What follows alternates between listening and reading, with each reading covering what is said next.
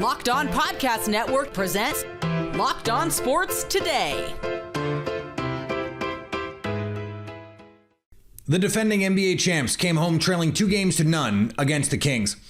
Now the series shifts back to Sacramento, all tied up. Can the young Kings get back in the fight against the Warriors? Also, the Knicks have complete control of their series after a weekend at Madison Square Garden. And could there be an early surprise in the NFL draft? I'm Peter Bukowski, starting your day with the can't-miss stories and biggest debates in sports. You're Locked On Sports Today. Searching all major sports. Found. Let's start with the biggest story.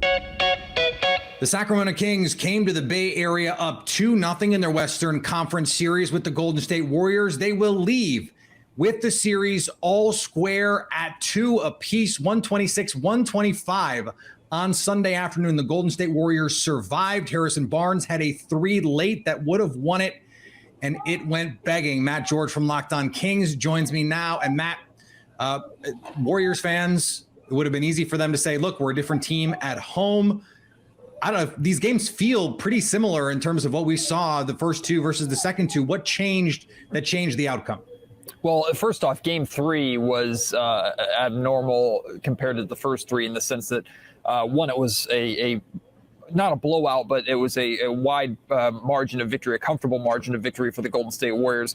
And 2, the Sacramento Kings lost a lot of the battles that I call in the trenches of the box score, things like way too many second chance opportunities and offensive rebounds, too many points off of turnovers, allowing Warriors role players like Dante DiVincenzo and Moses Moody and Jonathan Kuminga to really beat you up and hurt you. So compare that to this game where Game 4, for the first time, I think we saw the offensive capabilities of both teams and still not on full display. Like, finally, we got two teams that were known for their offense coming into this series. Both have offensive explosion type games. It just so happened that the Golden State Warriors happened to hit one more bucket than the Sacramento Kings did in order to pull out this game. So, I mean, if nothing else, what an incredibly entertaining series it's been. I came into this series predicting it to go 7 games or minimum 6 games. It's now definitely going to go at least 6 games.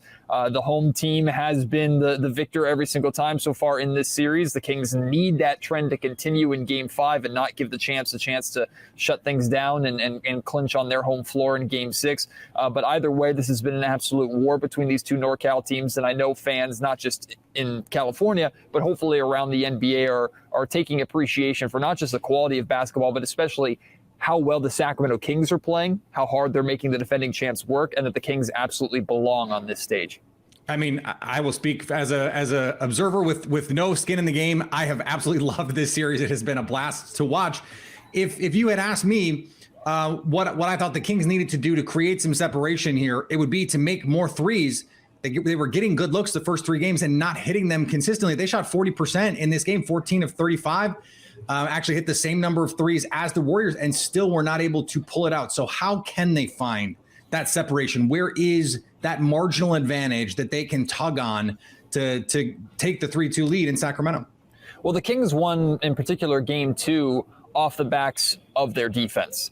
And this team has a tendency to, at times, especially at home, but on the road as well, when their offense is flowing, defensively, sometimes they take a step back or they take a play or two off because they believe that their offense is just going to carry them through. The Kings absolutely could have been better defensively tonight, but also at the same time, look, for the first time in the series, the Golden State Warriors were also making shots. And you expect that from as potent of a Warrior offense. What I appreciate about the Sacramento Kings in this game is they won the offensive rebound battle. They won the points off of turnovers battle. They didn't allow other Warriors play. Like, the Warriors bench scored 20 points total, and Draymond Green had 12 of them because he came off the bench in tonight's game. So the Kings did a really, really good job correcting mistakes that they made in Game 3. It just so happened that both teams got into a shootout, and the defending champions with a guy named Steph Curry ended up winning it.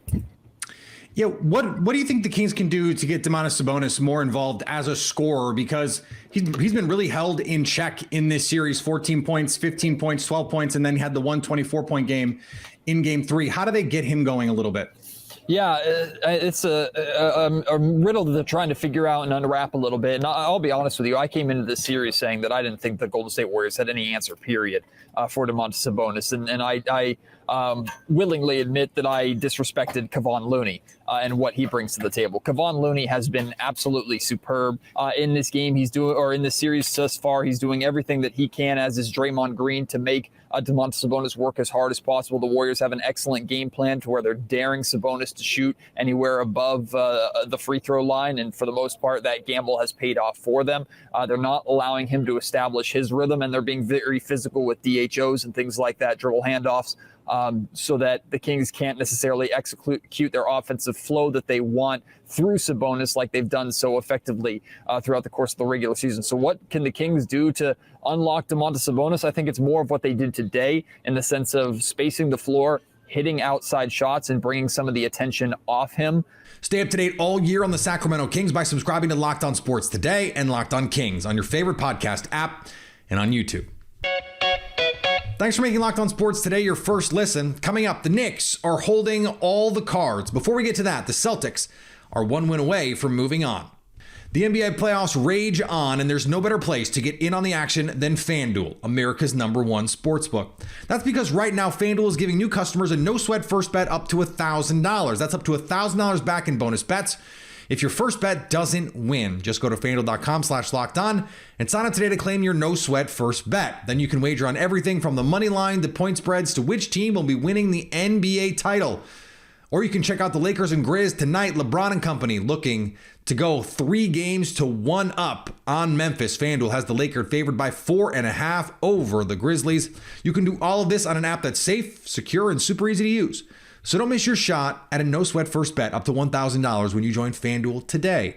Just go to FanDuel.com/lockedon to sign up. Make every moment more with FanDuel. The Boston Celtics are in complete control of the Atlanta Hawks.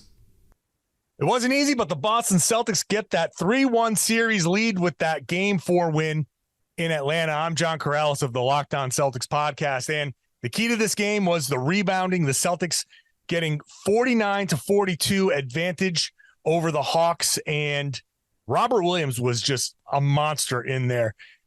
Joe Mazzulla didn't go double big in Game 3, and it cost the Celtics. In this one, he went double big a lot more often, and it paid off. Robert Williams, the 15 rebounds, 3 offensive rebounds. He saved a couple of clutch possessions down the stretch, found Jaylen Brown for a 3-pointer that basically sealed this thing. Brown and Tatum, 31 points apiece. Brown was 1 of 7 with the mask on. Then all of a sudden he took the mask off, and he was 11 of 15 after that. So 3 of 4 from 3. He did everything he needed to do. The Celtics, my favorite stat, 0 points from Al Horford, team high plus 17. The Minnesota Timberwolves needed a win to avoid being swept by the Denver Nuggets. It wasn't pretty, and in fact, at times, it was almost historically ugly, but the Minnesota Timberwolves forced a Game 5 back in Denver on Tuesday night. I'm Ben Beacon, host of the Locked On Wolves podcast. The Minnesota Timberwolves were back and forth with Denver throughout the game. They were down 4 at halftime. They took a small lead going to the fourth quarter. The Timberwolves built a 12-point lead with 2 minutes and 50 seconds to play in the game. But Denver scored the last 12 points of regulation in an epic Wolves collapse. Minnesota entered overtime with a timeout in their pocket in what can only be described at the end of regulation as a questionable stretch of coaching from Chris Finch. The Nuggets, or the Wolves again, led by 7 with about 1.5 minutes to go in overtime. The Nuggets got to within 1 before an Anthony Edwards step back dagger 3 over Aaron Gordon gave the Wolves a 4-point lead. They ended up winning by 6. This was a huge win despite that terrible collapse at the end. Ant had 34 in this game. Karl Anthony Towns had a double-double but fouled out in overtime. We're going to break it all down on Locked On Wolves. Subscribe to Locked On Wolves. Giannis Antetokounmpo's status for Game 4 is a mystery. The Milwaukee Bucks superstar participated in individual drills on the court in Miami Sunday afternoon, but Bucks coach Mike Budenholzer did not offer any further details as to his status. Antetokounmpo missed the past 2 games with a lower back contusion, which has limited him to 11 total minutes in this series. He has not played since April 16th. The Bucks enter Monday night's game against the Heat, trailing 2-0. And Miami's the 8th seed. It's not great. Memphis Grizzlies forward Dillon Brooks will not face suspension after being ejected for striking LeBron James in the groin during the Game 3 loss to the Lakers on Sunday. Despite being exonerated, well, sort of, Brooks believes the perception of him as a villain factored into him being called for a flagrant 2 and getting ejected early in the third quarter. Brooks, who declined to comment after the game, explained after Sunday's practice that his left hand striking LeBron James' groin was an accident. Yep. We believe you, definitely, for sure. He was attempting to steal the ball while the Lakers star dribbled up the court. Brooks said he never received an explanation from referee Mark Davis, the crew chief. The media is making me a villain, he said. The fans are making me a villain, and then that just creates a whole different persona on me, Brooks said, having cultivated his own villainous imagery and persona for the last, 2-3 years. Guy acts like the villain, wants to be a villain, embraces the villain role, and then complains when people say, hey, look, a villain. And in playoff hockey, the Minnesota Wild dropped a game at home and are now tied with the Dallas Stars. At the end of the day, you can't leave 8 odd man rush or breakaway opportunities on the table as Dallas ties up the series. Hey, everybody, Seth Topal, host of Locked On Wild, your daily Minnesota Wild podcast, recapping a 3-2 loss for the Minnesota Wild in Game 4 to tie the series at 2-2. We knew Dallas was going to come out with some urgency in this one, and the Wild actually handled it well. The game was scoreless up until a power play goal in the second by Tyler Seguin to make it 1-0. The Wild did respond after falling behind 2-0 as John Klingberg gets a goal, but then another Seguin goal makes it 3-1 Stars. After Freddie Gaudreau scores 3-2, the Wild unable to get any additional opportunities. We head to Dallas with a 2-2 score. For more on the Minnesota Wild, make sure you're following Locked On Wild wherever you listen to your podcasts. Meaningful games are back at Madison Square Garden, and so are the New York Knicks. They take a commanding 3-1 series lead with a 102-93 win on Sunday afternoon. Gavin Shaw from Locked On Knicks joins me now. And Gavin, this is a Knicks team that has won these games that have looked like 90s Knicks games in a lot of ways because they're winning, shooting 28% from 3, but they're winning with hustle. They're winning with toughness. How are they able to do that against a team that really all season won in a lot of the same ways? Yeah, it's funny. We just finished recording our podcast. I said literally the same thing.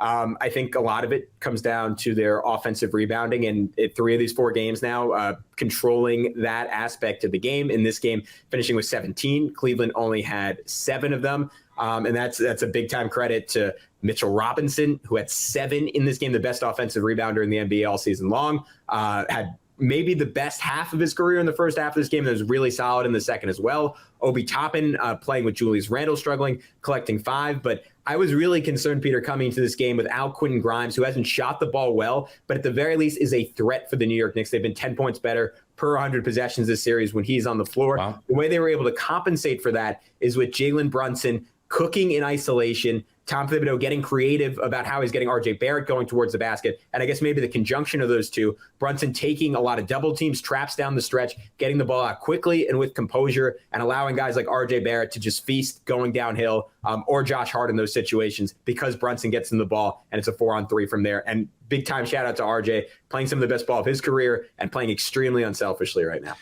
Yeah, you mentioned Julius Randle here. If I had told you before the game, 3 for 10 with 7 points and 2 rebounds, I don't know, you probably would have thought the Knicks would have lost, right? But they got that performance from RJ Barrett, 26 points on 9 of 18 shooting. He took 13 free throw attempts, attacking in ways that we hadn't seen him.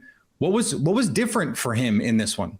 I think it was the conjunction of him being aggressive but under control, because typically with RJ, he's not a guy who ever loses confidence, right? I don't really think he ever really feels fear, but sometimes you want him to feel a little fear because he's taking crazy running floaters over Evan Mobley with his 20 feet long Monstar style arms, and you're like, RJ, no, not a good shot, but he was so under control and just methodical, like dissecting Karis LeVert early in this game, and his ability over the course of this series, with the exception of game 2 where he was pretty terrible, to get paint touches and then just spray the ball out. Basketball should be really simple for RJ Barrett. He's great getting downhill. He's great at drawing a second defender. The only thing he has to do is pass the ball in those situations. This game he did that, but then he mixed in some really nice finishes, beating Jared Allen to the cup, beating Evan Mobley to the cup. And again, it's a credit to Jalen Brunson's gravity that he didn't have both those guys at the rim. And that generally, by the time they got there to contest RJ, instead of having to take a floater or a turnaround over those guys, he was already at the basket, already able to finish, but he was opportunistic, he was composed, and he was very selective about when he took shots and how he took them. For most of the season, this Cleveland Cavaliers team was the best defensive team in basketball with Jarrett Allen and Evan Mobley. Evan Mobley getting Defensive Player of the Year votes. But for my money, the best big in this series defensively has been Mitchell Robinson. What have they been able to do, the Knicks have in this game? I mean, we're talking about multiple games under 100 now. This has been really a dominant performance for the Knicks defense. Yeah, it starts with Mitch, right? His ability to not only protect the rim, but I think the biggest thing that he does, Peter, is guarding two in the pick and roll by himself. He cuts off the pass. He keeps one hand low. He keeps the other hand high. He had a great quote about it to Fred Katz of The Athletic the other day. And he's been so patient in this series, saying, look, I'm going to dare you to shoot. I'm going to dare you to shoot. And then the second a guy goes up, he's able to cover a lot of ground, can block shots with both hands, and is able to get a piece of it. Isaiah Hartenstein, there's almost no drop off when he comes into the game.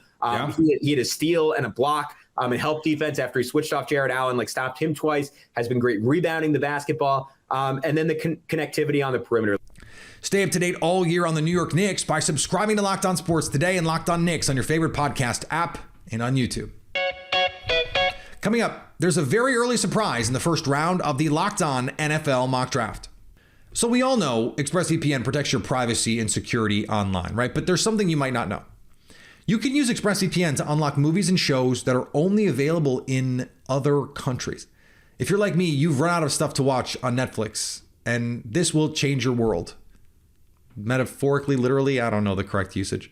This whole week, you could be using ExpressVPN to binge The Office on UK Netflix. And it's really easy to use. Just fire up ExpressVPN, change your location to the UK, refresh Netflix, and that's it. ExpressVPN lets you control where you want sites to think you're located. You can choose from almost 100 different countries. So just imagine all the Netflix libraries you can go through. But it's not just Netflix. ExpressVPN works with any streaming service, Hulu, BBC, iPlayer, YouTube, you name it. There are hundreds of VPNs out there. But the reason I love ExpressVPN is because it's ridiculously fast. Never any buffering or lag, and you can stream in HD, no problem. I've never had any issues with it. I have it on my phone and my computer, and I could put it even more places. I could put it on my console. I can put it on my smart TV. I can watch whatever I want on the big screen or on the go. So if you want access to hundreds of new shows, go to expressvpn.com/locked right now, and you can get an extra 3 months of ExpressVPN for free. That's expressvpn.com/locked. expressvpn.com/locked to learn more.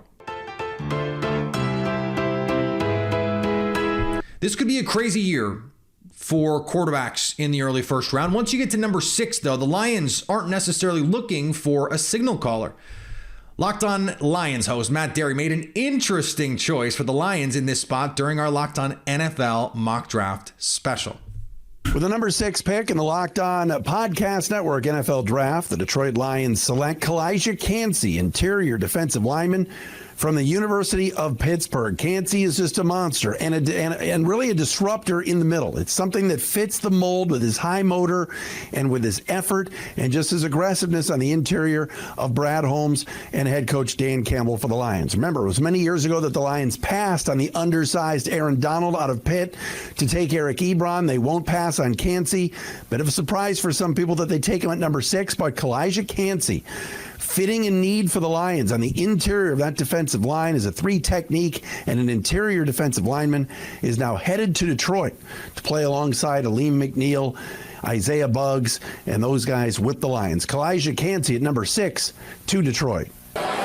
Okay, did not see that one coming. Kalijah Kancey out of Pitt at number 6. And you can see why Matt Derry, if he loves Kancey, wanted to trade down in the draft and maybe get him a little bit later where most people project him. Matt, you are from the area. You've seen a lot of Pitt football. What do you think of Kalijah Kancey? Is he the next Aaron Donald? No, he's not. I think Aaron Donald's the best defensive player I've probably ever seen. So that's not fair. Poor guy's an undersized D tackle from Pitt, where I spent 3 years on the staff. So trust me, I am rooting for Mr. Kancey. I would not consider him in the first half of the first round, period. I mean, he's undersized, but the thing people don't talk about him is he has very short arms, too. I mean, he wins with quickness, leverage, and there is a role for him, but it's not an every down role, and he's very different than the defensive tackles the Lions have now. Keith mentioned this earlier. This should be a very defensive-heavy draft for the Lions, and they have a lot of draft capital. This is just too early for this player for me. Look, I'm not going to say anything bad about the Lions right now. If they make a crazy pick, I'll kind of just assume it's a smart decision because they have done such a good job there with Brad Holmes at GM and Dan Campbell at head coach. And those decisions, by the way, were also, it looks like, good ones. They've done such a good job with this rebuild that I guess I'll just assume I'm wrong and they're right. And as someone who covers the Packers, that is a weird place to be with the Detroit Lions. This has been one of the most incompetent franchises for like my whole life, basically. Since I've been a human being, since I've been alive, they have been one of the most reliably bag fumbling franchises in pro sports.